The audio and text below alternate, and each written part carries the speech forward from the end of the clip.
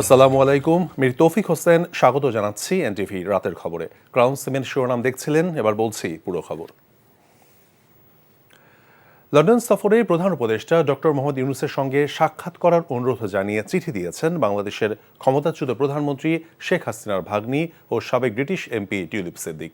Guardian এক প্রতিবেদনে এই তথ্য জানিয়েছে। চিঠিতে টিউলিপ বলেছেন, তার বিরুদ্ধে দুর্নীতির অভিযোগ নিয়ে যে ভুল বোঝাবুঝি হয়েছে তা মীমাংসা করতে চান তিনি। বলেন, বাংলাদেশে তার কোনো সম্পত্তি নেই এবং সেখানে বাণিজ্য করার কোনো আগ্রহ বা পরিকল্পনা কোনো সময় ছিল না। টিউলিপ অভিযোগ করেন, তার আইনজীবীরা লন্ডন থেকে দুদকের সঙ্গে যোগাযোগ করার চেষ্টা করলেও তার জবাব পাননি। এদিকে প্রধান উপদেষ্টার প্রেস সচিব জানিয়েছেন, তারা এ ধরনের কোনো চিঠি এখনও পাননি। এর আগে বাংলাদেশের সাবেক সরকারের আমলে ব্যক্তিগতভাবে সম্পদ অর্জন এবং দুর্নীতির অভিযোগে ব্রিটিশ মন্ত্রিত্ব ছাড়তে হয়েছিল টিউলিপকে। আগামীকাল 4 দিনের সফরে লন্ডন যাচ্ছেন প্রধান উপদেষ্টা ডক্টর ইউনূস।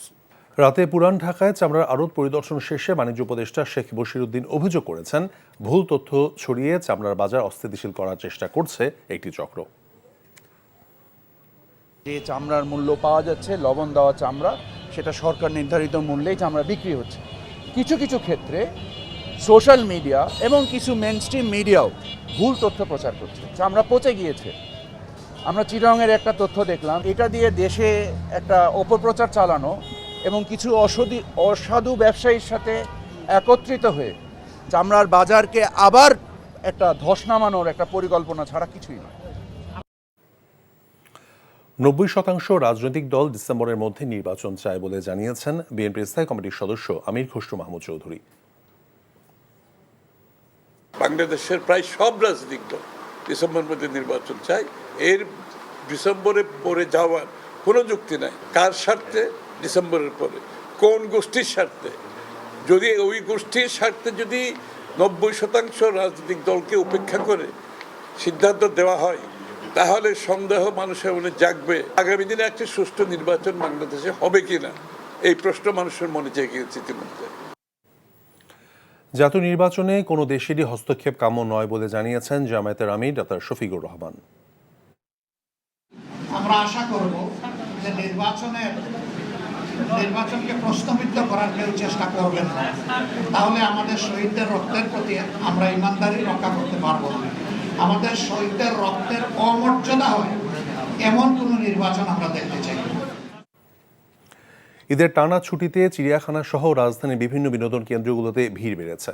ঈদ আনন্দ ভাগাভাগি করতে ছুটে এসেছেন সব বয়সের মানুষেরা। মেজবা হাসানের রিপোর্ট।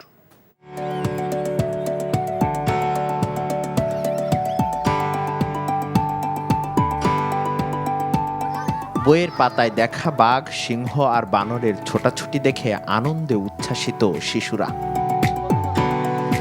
সাথে পাখিদের ওড়াওড়ি, পশুর গর্জন আর ট্রেনে চড়া। শহরের বন্দি জীবন পেছনে ফেলে হঠাৎ যেন মুক্তির আনন্দে ভাসছে এই শিশুরা। চিড়িয়াখানার শিশু পার্কে ঘুরতেছি, খুব ভালো লাগছে। ফাঁকা ঢাকায় চিড়িয়াখানা সহ বিনোদন কেন্দ্রগুলোতে বন্ধু ও শিশুদের নিয়ে আনন্দে মেতেছে নগরবাসী। ঈদের ছুটি পেলাম, দেখলাম যে বাচ্চাকে একটু বিনোদনের জন্য চিড়িয়াখানা নিয়ে আসি। পরিবার সবাইকে নিয়ে আসছি, ভালো লাগতেছে। গ্রামে যেতে না পারলেও পরিবারকে ঈদ আনন্দ থেকে বঞ্চিত করতে চাননি বলে ঘুরতে বেরিয়েছেন তারা। রয়েছে নিজ গ্রামে যেতে না পারার আফসোসও। নানু বাড়িতে ঈদ করাই পছন্দ করে, যেহেতু তারা নাই এই জন্য গ্রামে যাওয়া হয় না। নিজেদের কাছের যে লোকজন আছে তাদেরকে মিস করছি, গ্রামের পরিবেশটাকে মিস করছি। নানা ব্যস্ততার কারণে যাদের গ্রামে ফিরে যাওয়া হয় না, তারা সবটুকু আনন্দ খুঁজে ফেরেন রাজধানীর এসব বিনোদন কেন্দ্রে। শহরে এই সুরম্য অট্টালিকার ভিড়ে নিজের পরিবারকে দিতে চান সবটুকু সুখ।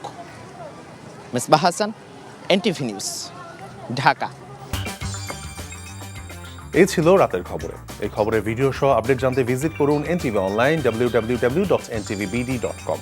এছাড়াও এনটিভির জনপ্রিয় সব অনুষ্ঠান এবং খবরের আপডেট জানতে ভিজিট করুন আমাদের ইউটিউব এবং ভেরিফাইড ফেসবুক পেজ। রাত 1টায় মধ্যরাতের খবর দেখার আমন্ত্রণ রইল। ধন্যবাদ সবাইকে।